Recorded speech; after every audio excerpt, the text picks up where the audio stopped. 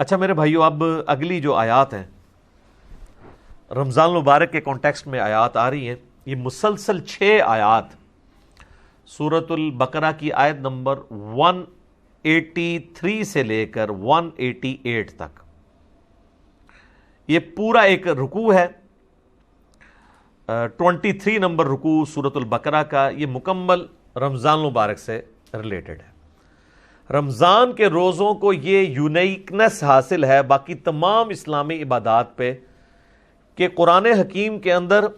حج کا ذکر scattered form میں کئی ایک صورتوں میں، سورۃ البقرہ کے اندر ذکر آ جائے گا، سورۃ الحج کے اندر ذکر آ جائے گا، اور صورتوں کے اندر زکوٰۃ کا ذکر تو پورے قرآن میں سکیٹرڈ ہے، نماز کا پورے قرآن کے اندر سکیٹرڈ ہے۔ نماز کا طریقہ اور احکام و مسائل بہت کم ڈسکس ہوئے ہیں، لیکن رمضان کے روزے ایک ایسی عبادت ہے کہ جو ایک ہی جگہ پہ قرآن میں آئی ہے اور کہیں اور نہیں آئی ہے، اور اس کے آلموسٹ جتنے موٹے موٹے مسائل ہیں وہ سب کے سب اللہ تعالیٰ نے اس میں کور کر دی ہیں۔ یہ رمضان المبارک کو باقی ساری عبادات کے اوپر فضیلت حاصل ہے۔ یہ 6 آیات رکوع نمبر 23 سورۃ البقرہ آیت نمبر 183 سے لے کر 188 تک۔ یا ایھا الذین آمنوا کتب علیکم الصیام، اے اہل ایمان تم پر روزے فرض کر دیے گئے ہیں، کما کتب علی الذین من قبلکم لعلکم تتقون، جیسا کہ تم سے اگلی امتیں جو گزر چکی ہیں، جو تم سے پہلے گزر چکی ہیں، ان پر فرض کیے گئے تھے تاکہ تم تقوی کی روش اختیار کر سکو۔ رمضان شریف کی آلموسٹ آمد ہے 1441 ہجری میں، اور یہ اللہ کی طرف سے کرامت ہوئی ہے کہ شعبان کے آخری عشرے میں ہماری یہ آیات الحمدللہ رمضان مبارک سے ریلیٹڈ آئی ہیں۔ رمضان مبارک کے جتنے بھی احکامات ہیں کتاب و سنت کی روشنی میں نے بڑی ڈیٹیل کے ساتھ ان کے اوپر ایک لیکچر ریکارڈ کروا دیا ہے، جو کہ آلموسٹ 5 نشستوں میں ہے۔ مسئلہ number 53A B C D اور E، اور ہر نشست آلموسٹ 1.5 گھنٹے کی ہے، جس میں رمضان شریف سے ریلیٹڈ ہر چیز کور کی گئی ہے جو کوئی پوچھ سکتا ہے۔ وہ کلپس بھی میں نے بھائیوں کو بتا دیا ہے، وہ وقتاً فوقتاً رمضان شریف کے پہلے عشرے میں ہی آلموسٹ سارے کے سارے کور کر لیں گے ہم۔ سورۃ البقرہ کا یہ رکوع بھی اس میں کور ہوگا، اس کے بعد بخاری مسلم کی روشنی میں 17 صحیح الاسناد احادیث، اور جو سحری کے افطاری کے احکام و مسائل ہیں، اسی طریقے سے عورتوں کے روزے کی رخصت کیا ہے، مسافر کے روزے کی رخصت کیا ہے، قضاء کا اور کفارے کا کیا معاملہ ہے، مریض سے ریلیٹڈ کیا چیزیں ہیں، ٹیکہ لگانے سے روزہ ٹوٹتا ہے نہیں ٹوٹتا، جتنے بھی جدید اور قدیم فقہی احکام و مسائل ہیں آلموسٹ 40 کے قریب ہیں جو اس میں ہم نے کور کیے ہیں۔ ایک ایک حدیث کا انٹرنیشنل نمبر اس میں بتایا ہے، تو وہ انشاءاللہ ہمارے یوٹیوب چینل کے اوپر تو آلریڈی اپلوڈڈ ہیں، دوسرے جو ہمارے ان آفیشیل یوٹیوب چینلز ہیں ان کے اوپر سے خصوصاً مسلم اونلی سے وہ انشاءاللہ اپلوڈ ہوں گے، اور ہمارے فیس بک جو ہے انجینئر محمد علی مرزا، اس کے اوپر یہ انشاءاللہ تعالیٰ ساتھ ساتھ اپلوڈ ہوں گے۔ آپ کو واٹس ایپ گروپس میں بھی انشاءاللہ تعالیٰ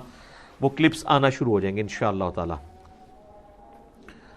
حصول برکت کے لیے میں 2-3 حدیثیں بیان کر دیتا ہوں۔ بخاری اور مسلم دونوں کی حدیث ہے کہ نبی صلی اللہ علیہ وآلہ وسلم نے فرمایا، جب رمضان کا مہینہ آتا ہے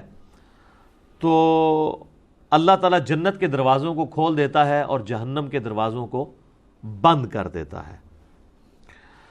اور سرکش شیاطین کو قید کر دیتا ہے۔ تمام شیاطین نہیں، سرکش شیاطین۔ ایک اور حدیث ہے، نبی علیہ السلام نے فرمایا، یہ بھی حدیث بخاری و مسلم دونوں میں ہے، کہ رمضان المبارک میں اللہ تعالیٰ نیکیوں کا ثواب آلموسٹ 10 گنا سے 700 گنا تک بڑھا دیتا ہے، اور اللہ تعالیٰ فرماتا ہے کہ روزہ خاص میرے لیے ہے اور میں ہی اس کی جزا دوں گا۔ اور ایک ترجمہ یہ بنتا ہے، روزہ خاص میرے لیے ہے اور میں ہی اس کی جزا ہوں،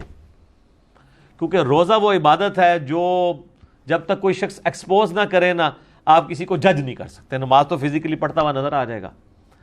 تو روزہ ایک ایسی عبادت ہے جو خاص میرے لیے ہے اور میں ہی اس کی جزا دوں گا۔ بخاری مسلم میں ایک حدیث یہ بھی موجود ہے، نبی علیہ السلام نے فرمایا کہ ایک جنت کا دروازہ ہے جس کا نام ہے الریان، وہ خاص ان لوگوں کے لیے ہے جو رمضان مبارک کے روزے رکھنے والے ہیں کہ وہ اس دروازے سے داخل ہوں گے۔ پھر بخاری اور مسلم کی ایک اور حدیث ہے، نبی علیہ السلام نے فرمایا جس نے ایمان اور احتساب کے ساتھ رمضان مبارک کے روزے رکھے، ایمان اور احتساب یعنی ایمان کے ساتھ اور احتساب ہے اصلاح نفس کی کوشش پلس ثواب کی نیت خالصتاً اللہ کے لیے، تو اللہ تعالیٰ اس کے پچھلے سارے گناہ معاف فرما دے گا۔ جس نے ایمان اور احتساب کے ساتھ رمضان مبارک کی راتوں کا قیام کیا، اللہ تعالیٰ اس کے پچھلے سارے گناہوں کو معاف کر دے گا۔ جس نے ایمان اور احتساب کے ساتھ شب قدر کا قیام کیا، اسے پچھلے سارے گناہ اللہ تعالیٰ معاف کر دے گا۔ اور یہ میں نے سب سے آسان طریقہ اس میں بتایا کہ آپ ایٹ لیسٹ عشاء اور فجر کی نماز کا اہتمام کریں کہ کوئی رکعت فوت نہ ہو۔ صحیح مسلم میں حدیث ہے،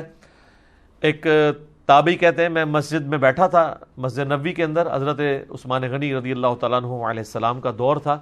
تو مغرب کی نماز کے تھوڑی دیر بعد حضرت عثمان مسجد میں آ گئے اور مجھے انہوں نے کہا کہ بیٹا میں نے نبی علیہ السلام سے یہ خود سنا تھا کہ جو شخص عشاء کی نماز جماعت سے ادا کر لے گویا اس نے آدھی رات کا قیام کیا، اور جو فجر بھی جماعت سے پڑھ لے گویا اس نے پوری رات کا قیام کیا۔